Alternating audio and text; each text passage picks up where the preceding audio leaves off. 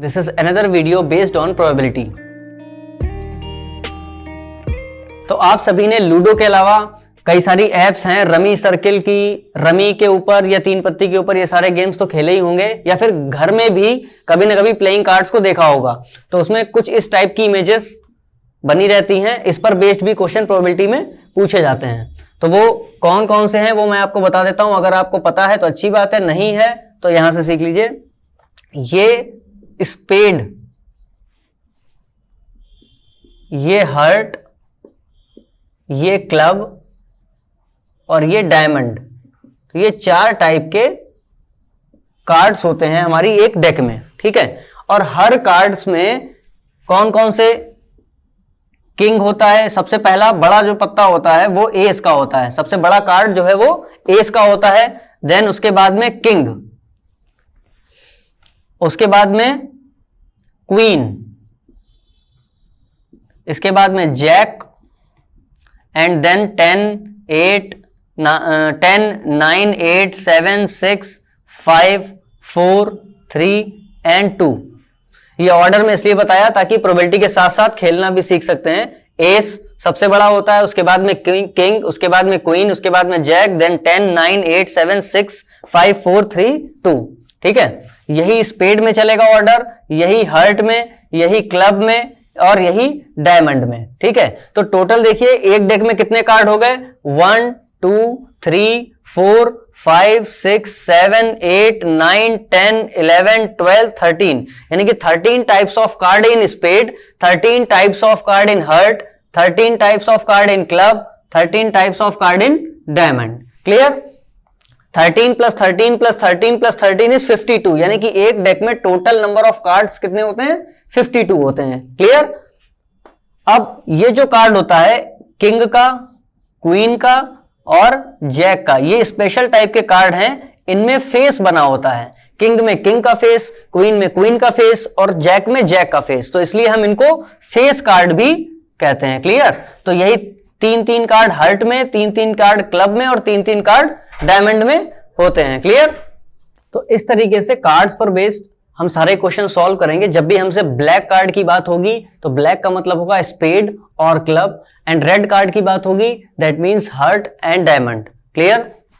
Face card की अगर बात करेंगे तो किंग, क्वीन और जैक, ठीक है। कभी कभी क्वेश्चन आता है जब दोनों के कॉम्बिनेशन दिए जाते हैं, कहते हैं कि रेड फेस कार्ड, तो रेड फेस कार्ड का मतलब है कि हर्ट और डायमंड के फेस कार्ड, यानी कि किंग, क्वीन और जैक की बात हो रही है। क्लियर? तो अब हम इस पर बेस्ड कुछ क्वेश्चन सॉल्व करेंगे, राइट। तो नेक्स्ट क्वेश्चन है हमारा, when we shuffled a deck of 52 cards then find the probability of, ये हमारे पास 8 क्वेश्चन लिखे हुए हैं, तो हम इनको जो भी हमने पूरा कॉन्सेप्ट बताया था आपको कार्ड्स का, उसी के बेसिस पे सॉल्व करते हैं। क्लियर? तो फर्स्ट क्वेश्चन है हमारा स्पेड, तो 52 कार्ड्स हैं, तो 52 कार्ड्स क्या हो गया हमारा, सैंपल स्पेस, एस की वैल्यू हो गई 52 कार्ड्स, ठीक है। फर्स्ट क्वेश्चन है probability of getting a spade, तो स्पेड कितने होते हैं, हर एक टाइप के कार्ड्स कितने होते थे, 13, तो हमारे फेवर में कितने आ गए, 13, और अपॉन में टोटल यानी कि 52, answer is 1/4। Clear? Second part है हमारा और रेड कार्ड, तो रेड कार्ड कौन कौन से होते थे, एक तो डायमंड का रेड होता था, दूसरा हर्ट का होता था। हर्ट के नंबर ऑफ कार्ड्स कितने होंगे, 13, और डायमंड के भी होंगे 13, तो probability of getting a red card is equal to 13 + 13, 26 आ गए हमारे फेवर में, और टोटल नंबर ऑफ कार्ड्स कितने हैं, 52, 26 1 जार, 26 2 जार, answer is 1/2। Clear? Okay, third question is a face card, तो फेस कार्ड कौन कौन से होते थे, king, queen and jack, 3 type के कार्ड होते हैं। अच्छा, वो 3 टाइप के कार्ड क्लब में भी होंगे, स्पेड में भी होंगे, डायमंड में भी होंगे और हर्ट में भी होंगे, यानी कि 4 टाइप के कार्ड हैं, और उनमें हर एक टाइप में फेस कार्ड कितने हैं, 3 हैं, तो 3 4 जार 12, तो probability of getting a face card equal to favour में कितने आएगा, कितना आएगा 12, और अपॉन में 52, 4 3 जार 4, 13 जार, तो 3/13 is the right answer. Clear? Then next part है फोर्थ, 5 ऑफ हर्ट और डायमंड, यानी कि 5 मतलब 10, 9, 8, 5 इस तरीके से जो कार्ड होते थे उनमें का एक हर्ट हो या फिर डायमंड हो। तो हर्ट के कितने होंगे, 5 हर्ट का कितना होगा 1, और डायमंड का भी कितना होगा 1, तो फेवर में कितने आ गए 1 + 1 2। Clear. Probability of getting a heart और डायमंड इक्वल टू फेवर में आएगा 2/52 टोटल, तो आंसर आ गया 1/26। क्लियर। यानी कि 5 जो है ना वो क्लब में 1 होगा, डायमंड में 1 होगा, हर्ट में 1 होगा और स्पेड में 1 होगा। हमें कौन सा लेना है 5 ऑफ हर्ट और डायमंड, तो 1 इसका और 1 इसका। क्लियर। नेक्स्ट क्वेश्चन है हमारा फिफ्थ क्वेश्चन कह रहा है कि जैक और queen, probability of getting jack और क्वीन। तो जैक और क्वीन कितनी होंगी, एक सब में होंगी जैक और एक सब में होंगी क्वीन, तो 4 जैक और 4 क्वीन। तो टोटल फेवर में कितना हो गया 8 और अपॉन में टोटल कितना है 52। 4 2 jar 4 13 jar, answer is 2/13। Clear. Next question है 6th part, S and king. ठीक है, अब बताइए कि जो डेक होती है हमारी उसमें कोई भी ऐसा कार्ड है जिसको हम एस एंड किंग दोनों कह सकते हो? ऐसा कोई भी कार्ड नहीं है, एस अलग है और किंग अलग है। तो जो हमारी डेक में कार्ड है जब उसमें एक कोई भी ऐसा कार्ड नहीं है जो एस या किंग दोनों हो, तो इसकी प्रोबेबिलिटी कितनी हो गई, इंपॉसिबल इवेंट है ना ये, तो ए और किंग इक्वल टू 0, क्योंकि इसकी पॉसिबिलिटी ही नहीं है। क्लियर। एंड लगा है इसलिए ऐसा किया, अगर होता कि और यहां पर है एस एंड किंग, तो ऐसा कोई भी हमारा कार्ड नहीं है जो एस और किंग दोनों कहलाता हो, तो इसलिए प्रोबेबिलिटी 0 है। अगर एस और किंग होता तो हम एस के भी काउंट करते, प्लस जिस तरीके से यहां पर हमने जैक और क्वीन का किया है ना उसी तरीके से इसको भी सॉल्व करते। राइट। नेक्स्ट क्वेश्चन है रेड एंड किंग। ठीक है, तो प्रोबेबिलिटी निकालनी है रेड की एंड किंग की। तो क्या ऐसा कोई ऐसे हमारे पास कुछ कार्ड हैं जो रेड भी हो और किंग के भी हो? तो वो है भाई जो हमारे डायमंड में किंग होगा और हर्ट में किंग होगा, वो दोनों ही रेड कार्ड होंगे। तो इसका मतलब है कि ये हैं दो, ठीक है ना, डायमंड का किंग और हर्ट का किंग, ये दोनों ही रेड कार्ड होंगे, तो इसलिए 2 आ गए फेवर में और अपॉन में कितना टोटल होता है हमारा 52। देन आंसर इज 2 इसको कट कर लिया, then we get 1/26 is the right answer. Clear. इसके बाद एक लास्ट पार्ट है हमारा 8th पार्ट, जिसमें बोल रहे हैं अ रेड और किंग, रेड भी हो या किंग हो। ठीक है, तो प्रोबेबिलिटी ऑफ गेटिंग रेड और किंग कितनी हो जाएगी, रेड कार्ड कितने होंगे 13 और 13 डायमंड के 13 हर्ट के, तो 13 + 13 कितना हो गया 13 + 13 26। या फिर किंग हो तो किंग कितने होते हैं 4, यानी कि कितना हो गया 26 + 4 यानी कि 30। लेकिन जब हमने 13 रेड के काउंट किए थे डायमंड और हर्ट के, तो उसमें 2 किंग ऑलरेडी इंक्लूड हो चुके हैं, तो इसलिए इसमें से 2 माइनस कर देंगे। बात समझिएगा, 13 हो गए रेड के, यानी कौन से डायमंड वाले, 13 हो गए किसके हर्ट वाले, और 4 हो गए किंग। लेकिन जो 13 डायमंड और 13 हर्ट के हैं इसमें ऑलरेडी किंग इंक्लूडेड है, तो हम इसमें 2 किंग माइनस भी तो करेंगे ना।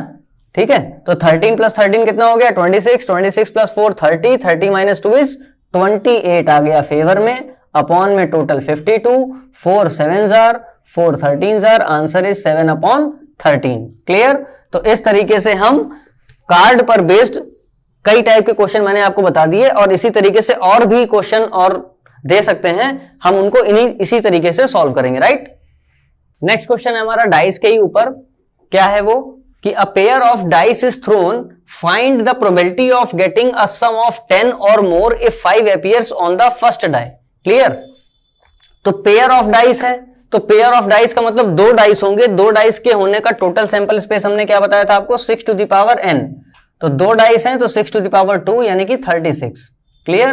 तो 36 हमारे पास टोटल सैंपल स्पेस हो गया।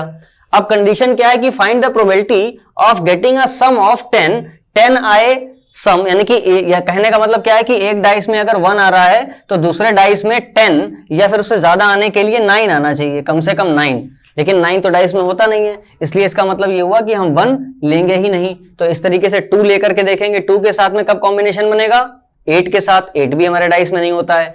3 लेंगे, 3 के साथ में 7 के साथ बनेगा, तो हम वो भी नहीं ले सकते क्योंकि डाइस में 7 भी नहीं आता है। देन हम 4 को देखते हैं, तो 4 और 6, तो ये एक कॉम्बिनेशन बन रहा है। ठीक है, फिर उसके बाद में हम क्या लेंगे 4, पहले हम कंडीशन लिख ले रहे हैं इस वाली की, find the probability of getting a sum of 10 या फिर उससे ज्यादा। तो 10 तो आ रहा है ना 4 और 6, उसके बाद में 5 लेकर के देखेंगे तो 5 और 5 आएगा, फिर हम 6 लेकर के देखेंगे तो 6 और 4 आएगा, या फिर हम 5 और 6 ले सकते हैं, या फिर हम 6 और 6। ठीक है, तो टोटल इतने कॉम्बिनेशन हमारे बन रहे हैं। क्लियर? जिनमें 10 या फिर 10 से ज्यादा सम आ रहा हो, इसके अलावा कोई भी कॉम्बिनेशन नहीं बनेगा। लेकिन इस क्वेश्चन में एक और कंडीशन दी है कि if 5 appears on the first die, यानी कि जो हमारा पहला वाला डाई है उसमें 5 ही आना चाहिए। अगर 5 आएगा तो ये कंडीशन हमारे फेवर में नहीं है, ये है, ये भी नहीं है, ये हमारे फेवर में है और ये भी हमारे फेवर में नहीं है, यानी कि हमारे फेवर में केवल 2 कंडीशंस आती हैं। तो probability of that event equal to number of favourable is 2 upon total is 36 and we get the answer is 1/18। Clear? ये बात आ गई समझ में? नेक्स्ट क्वेश्चन है हमारा, a bag contains 16 coloured balls, 6 are green, 7 are red and 3 are white. If a ball choose at random without looking into the bag, मतलब बिना देखे उसमें से एट रैंडम निकालना है, then find the probability of getting a red और getting a green और red, getting not red, getting green और रेड और व्हाइट। क्लियर? तो हम इन 4 क्वेश्चंस को देखिए कैसे सॉल्व करेंगे। फर्स्ट क्वेश्चन है हमारा, पहले हम सैंपल स्पेस लिख लेंगे। सैंपल स्पेस कितना पहले दे रखा है 16, अगर नहीं गिवन होगा तो हम इनको ऐड करके निकाल लेंगे। 7 + 3 कितना हो गया 10, 10 + 6 16। क्लियर? तो 16 हमारा सैंपल स्पेस है। फर्स्ट पार्ट है probability of getting a red ball, तो रेड के फेवर में कितने हैं? देखिए रेड के फेवर में है 7, यहां पे लिख लेते हैं एक साथ में, 6 ग्रीन है, 7 रेड है और 3 व्हाइट है। ठीक है, तो ये 3 टाइप की बॉल्स हैं हमारे पास। तो हमारे फेवर में रेड के फेवर में कितनी है 7, तो कितना आंसर आएगा 7/16। क्लियर? सेकेंड पार्ट है find the probability of getting green और रेड, तो प्रोबेबिलिटी ऑफ गेटिंग ग्रीन और रेड, ग्रीन हो या फिर रेड हो, तो ग्रीन के फेवर में कितना है 6 और रेड के फेवर में कितना है 7, तो ये दोनों ही पॉसिबिलिटी है ना। तो 6 + 7 कितना आ गया 13 अपॉन में टोटल 16, तो आंसर आ गया 13/16। Right? Then question number 3 is find the probability of getting not red. तो नॉट रेड का 2 ऑप्शन है, या तो अगर ऐसे उल्टा करके लगाएंगे क्वेश्चन को तो रेड नहीं आएगा, मींस या तो फिर ग्रीन आए या फिर व्हाइट आए, या तो इस तरीके से सॉल्व करिए, या फिर हम निकाल चुके हैं पहले ही कि प्रोबेबिलिटी ऑफ गेटिंग रेड कितनी है 7/16, तो probability of not getting red कितनी आ जाएगी 1 में से माइनस करके इसको निकाल लेंगे, जो कि आएगी 16 इज द एलसीएम, 16 - 7 यानी कि 9/16 is the answer. Clear? Then हमारा लास्ट पार्ट है find the probability of getting green और रेड और व्हाइट। ग्रीन आए, इसकी पॉसिबिलिटी कितनी है? प्रोबेबिलिटी ऑफ गेटिंग ग्रीन और रेड और व्हाइट, तो ग्रीन आए या फिर रेड आए या फिर व्हाइट आए, तो ग्रीन आएगी इसकी पॉसिबिलिटी है 6, रेड आए इसकी पॉसिबिलिटी है 7 और व्हाइट आए इसकी पॉसिबिलिटी है 3 अपॉन में टोटल कितना हो गया 16। तो 7 और 6 कितना हुआ 13 + 13 कितना हुआ 16/16, कैंसिल हो गया तो 1 आ गया, यानी कि 100% पॉसिबिलिटी है इस बात की। भाई जब हम बैग में अपना हाथ डाल के कोई भी बॉल निकालेंगे तो जाहिर सी बात है कि उन तीनों में से ही तो कोई बॉल निकलेगी ना जो हमारी है पड़ी हुई, या तो ग्रीन आएगी या फिर रेड आएगी या फिर व्हाइट आएगी, तो इसका मतलब इसकी पॉसिबिलिटी 100% है। राइट? नेक्स्ट एक छोटा सा और सिंपल सा क्वेश्चन लिया है हमने, in a match between A and B if a probability of winning of A team के जीतने की प्रोबेबिलिटी कितनी है 0.83, then find the probability of B. तो हमने बताया कि जैसे कि 2 लोगों के बीच में मैच होगा, अगर यानी इसको हम इस तरीके से देख सकते हैं ना कि अगर ए नहीं जीतेगा तो कौन जीतेगा, बी जीतेगा ना। तो यानी कि बी के अगर विनिंग की प्रोबेबिलिटी हमें फाइंड करनी है, probability of winning B team, तो इसका मतलब ये हुआ कि ए नहीं जीतेगा। ठीक है, तो probability of winning team A plus probability of not winning team A equal to 1, हमेशा 1 होता है, और probability of winning team A is 0.83, ये हमें गिवन है, तो हम यहां से फाइंड कर सकते हैं ना कि probability of not winning A equal to 1 होता है, तो 1 में से माइनस कर देंगे इसको, and we get the probability of not winning team A, तो 0.83 17 ये आ गई प्रोबेबिलिटी टीम ए के ना विन होने की। अगर टीम ए विन नहीं होगी तो इसका मतलब है कौन सी टीम विन होगी? Team D. क्लियर? तो इन दोनों की प्रोबेबिलिटी सेम रहेंगी, राइट? नेक्स्ट क्वेश्चन हमें स्क्रीन पे दिख रहा है, A and B are two friends ignoring the leap year, find the probability that both friends will have different birthdays and second part है इसका सेम बर्थडे। ठीक है, तो हमारे ईयर में टोटल नंबर ऑफ डेज कितने होते हैं? 365। तो ये हो गया हमारा सैंपल स्पेस। अब दोनों फ्रेंड का बर्थडे अलग अलग दिनों पर पड़ रहा है। अच्छा, पहले तो ये देख लेते कि मान लेते ए का जो बर्थडे है वो इन 365 डेज में से किसी भी दिन पड़ सकता है। ठीक है ना, इन 365 डेज में किसी भी दिन पड़ सकता है, लेकिन जो बी का बर्थडे है वो उस डे में नहीं पड़ेगा जिसमें ए का पड़ा हुआ है। ठीक है, तो ए के पास कितने ऑप्शन है? 365 ऑप्शन है, लेकिन बी के पास कितने ऑप्शन है? 364। ठीक है ना, क्यों? क्योंकि जिस दिन ए का बर्थडे होगा उस दिन बी का बर्थडे नहीं होगा। तो यानी हमारे फेवर में कितने आ रहे हैं? 364 आ रहे हैं ना। जिस दिन मतलब दोनों का डिफरेंट बर्थडे है, ऐसी पॉसिबिलिटी कब बनेगी? एक दिन बस नहीं बनेगी। ठीक है, बाकी 364 डेज में बन सकती है, क्योंकि ए का मान लीजिए पहले दिन, फॉर एग्जांपल ए का 1 जनवरी को ही बर्थडे है, तो यानी कि अब बाकी के बचे 364 डेज में बी का बर्थडे कभी भी हो सकता है। तो ए एंड बी यानी कि दोनों के अलग अलग बर्थडे हो, इस बात की पॉसिबिलिटी कितनी हो जाएगी? Probability of that event equal to 364 upon 365। Clear? और सेकेंड पार्ट है इसका कि हैव सेम बर्थडे। अब फर्स्ट पार्ट में हमने सॉल्व किया डिफरेंट बर्थडे, सेकेंड पार्ट में है सेम बर्थडे, तो हम इसको क्या करेंगे? सिंपली 1 में से माइनस करके फाइंड कर लेंगे। क्लियर? 1 minus 364 upon 365